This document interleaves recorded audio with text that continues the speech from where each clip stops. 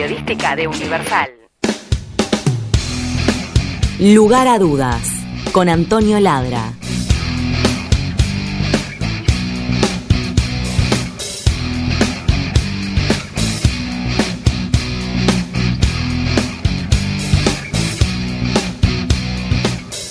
Bueno, son 10 menos 20 y es hora de darle lugar a las dudas.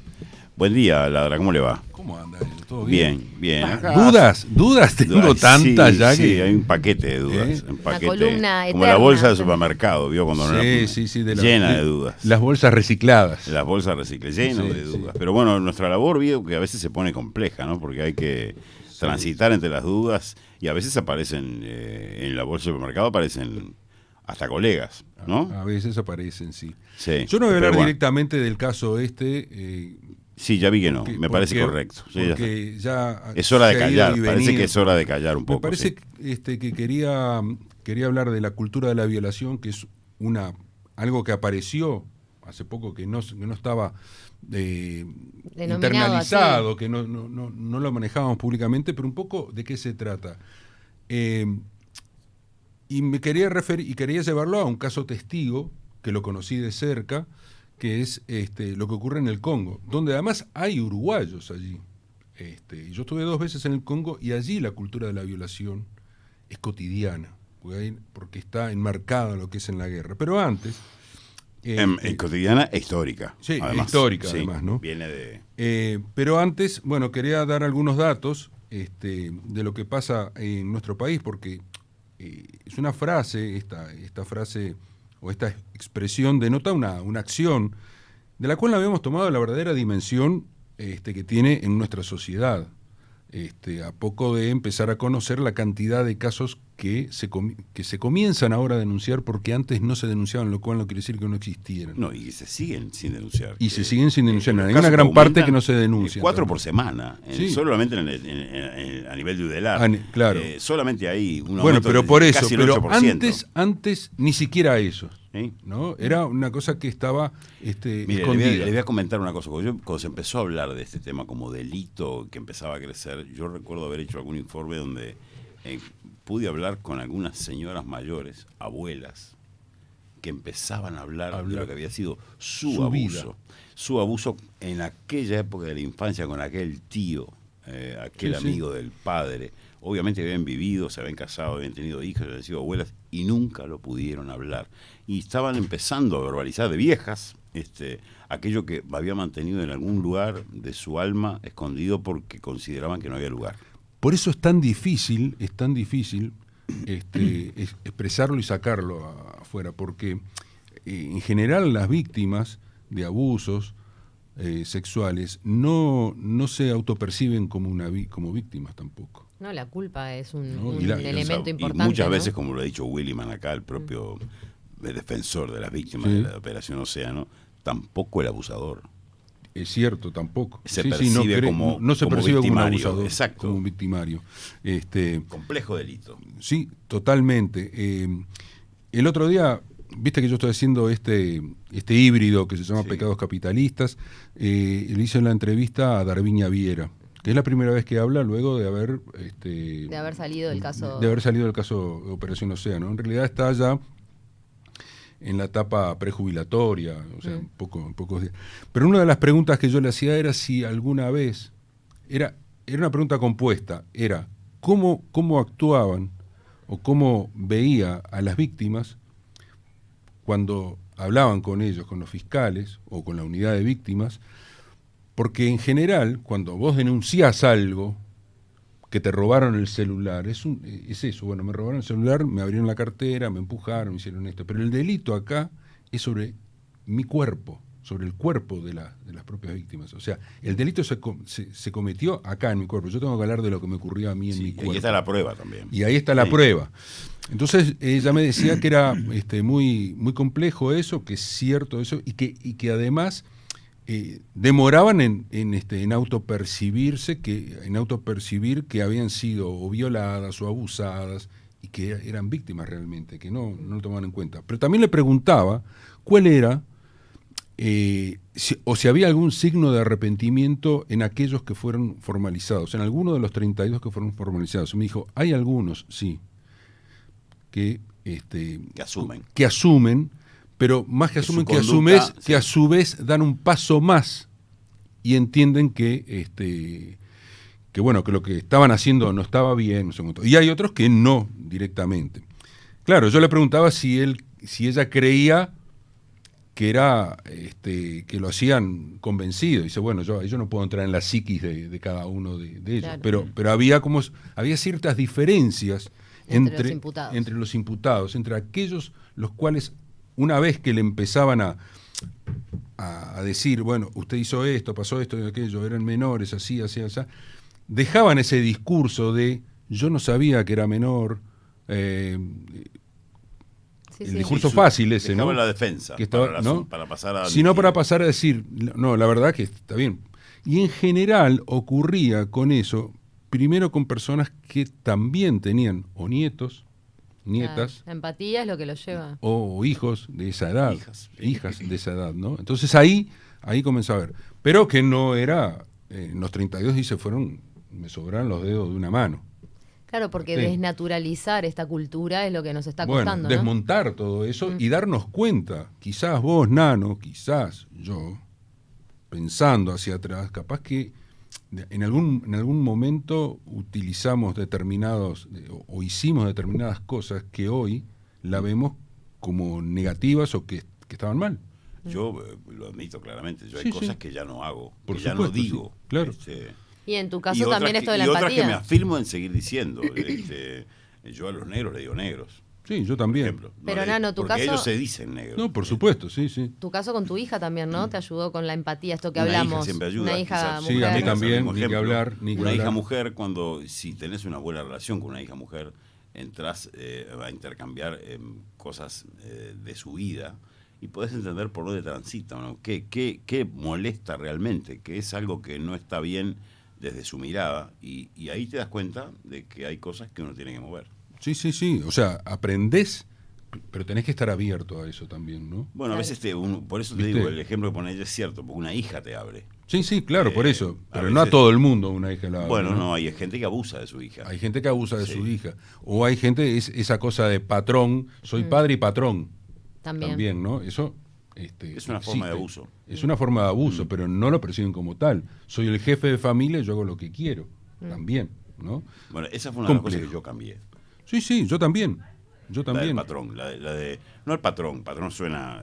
bueno, pero ese padre extra protector. Exacto. Extra protector, ¿no? Sí, es el padre así. no protege, tiene que ser padre. Bueno, todo esto, de esto estamos hablando, en verdad, ¿no? Claro, hablar de esto yo digo que es correr un velo que nos estaba tapando, un pesado velo que nos estaba tapando, y esa cultura de la violación tiene un objetivo principal que es acabar, cuando hablamos de esto, acabar con el silencio de las víctimas. Claro. Sí, porque hasta ahora lo que hay es silencio. Bueno, ¿cómo se logra esto? Bueno, se logra también a través de la educación.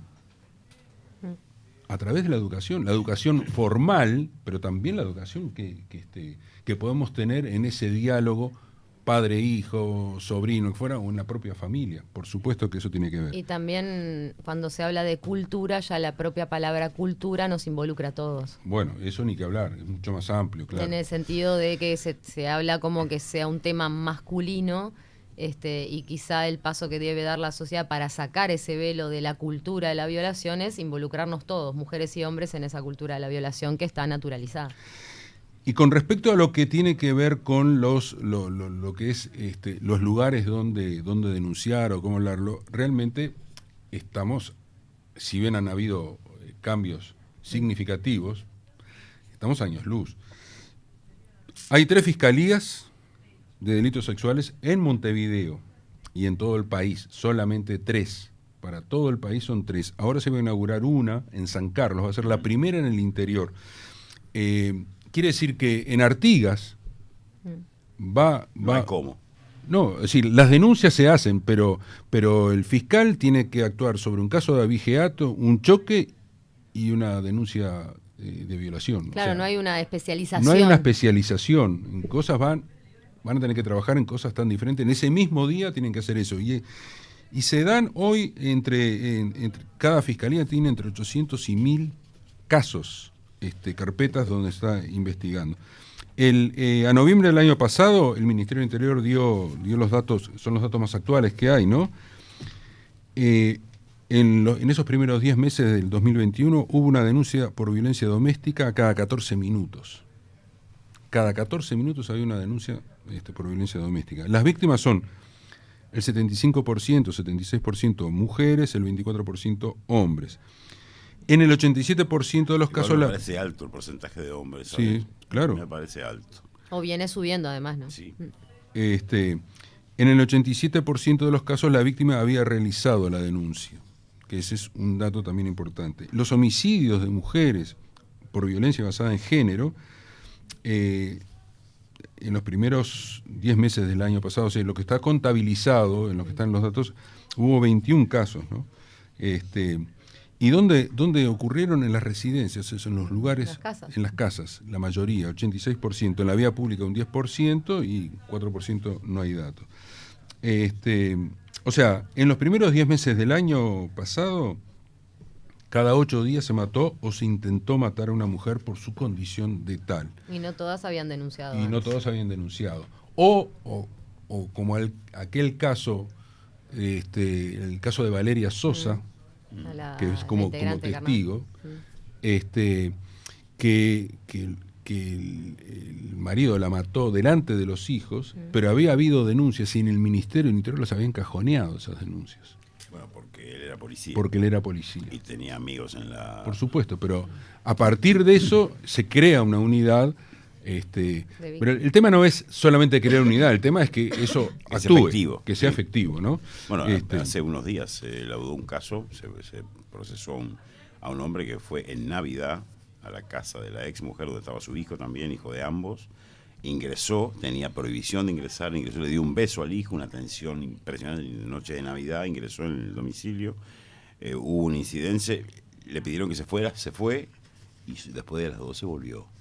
Armado, volvió a saltar, el hijo le pidió que se fuera, saltó el portón y con un revólver mató a la hermana, a la ex mujer y a la hermana, sí. Adelante de toda la familia. Sí. Una brutalidad ya de película. Sí, totalmente. Mónica Botero, que es la directora de InMujeres, ella habló en una entrevista, creo que habló acá, habló en muchos lugares que le hicieron notas a ella, sí, y dijo que hay lados, un promedio de 4 violaciones por semana. Sí, es lo que te acabo de decir. Sí. Es un dato. Y sube un 7,9%, el aumento del año pasado casi un 8%. Y hay un subregistro que tenemos que considerar permanente, ¿no? Porque las 4 violaciones que conocemos hablan de muchas más que están debajo de la punta del iceberg. Por supuesto, ¿no? Así que como en todos los delitos está pasando eso de la subdenuncia. Y como dice Botero, el silencio como mayor amigo, de que casos que no se denuncian. Es el mejor aliado. Obvio. Es el mejor aliado, ¿no? Porque además el objetivo del violador es anular el espíritu de las víctimas, es llevarla a cero, ¿no? Debilitarla, que haya un estigma social, quizás también.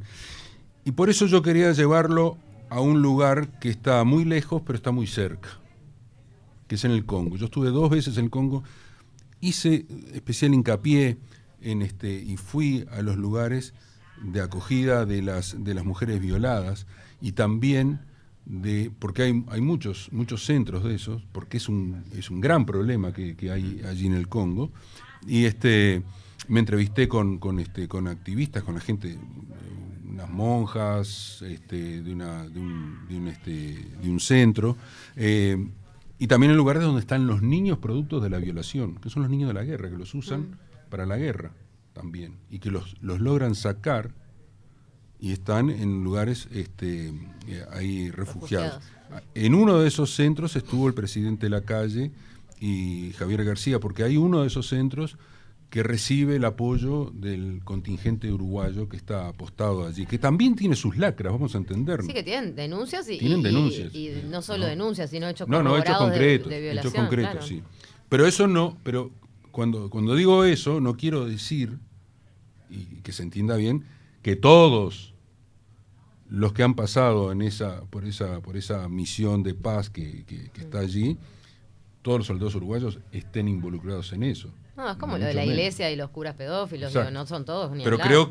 creo que hay que exponerlo eso, porque es una manera de limpiar, ¿no? Y sabes de lo que habla también la naturalización, ¿no? Como Totalmente. quizá esos uruguayos que fueron en un contingente y abusaron en el Congo, quizá en Uruguay no lo naturalizaban de la misma manera, ¿no? Y el contexto de guerra también No, ni que hacia hablar. esta cultura de violación. En ese lugar, allí en Goma, donde estuvo, en la ciudad de Goma, que es el epicentro del conflicto, digamos, en algún momento ese lugar se calificó como el peor lugar para vivir en el mundo. Grupos armados, contaminación, pestes de todo tipo, el ébola, esto, aquello. 2 volcanes en erupción constante, aparentemente están controlados los gases, pero a veces explotan, ¿no?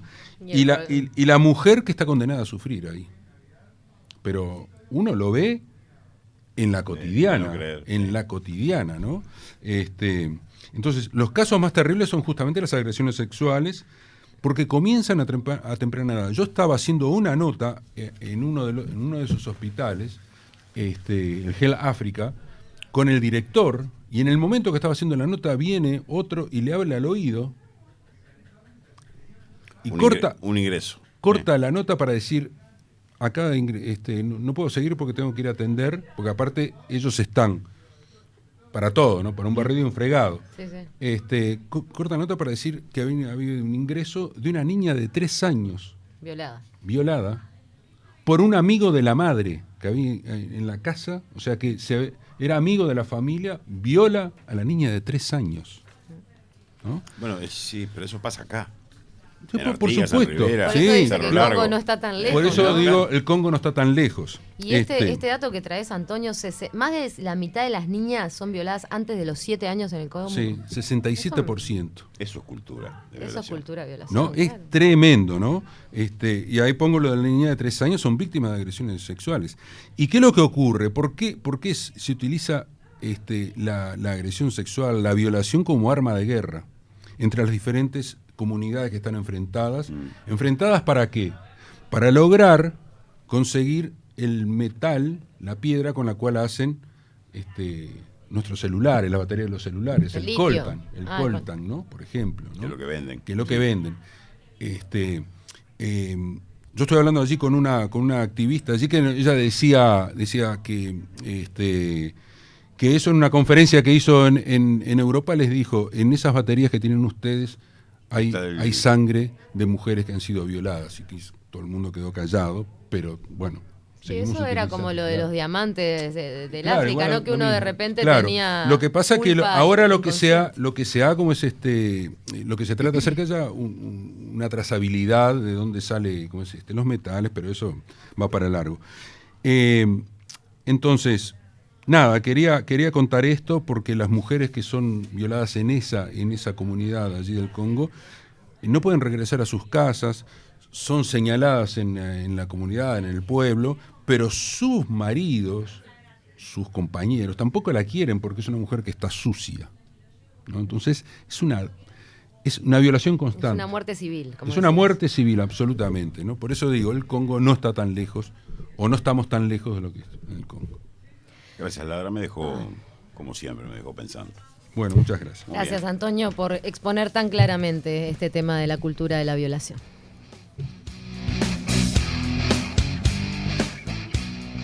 En 970 Universo.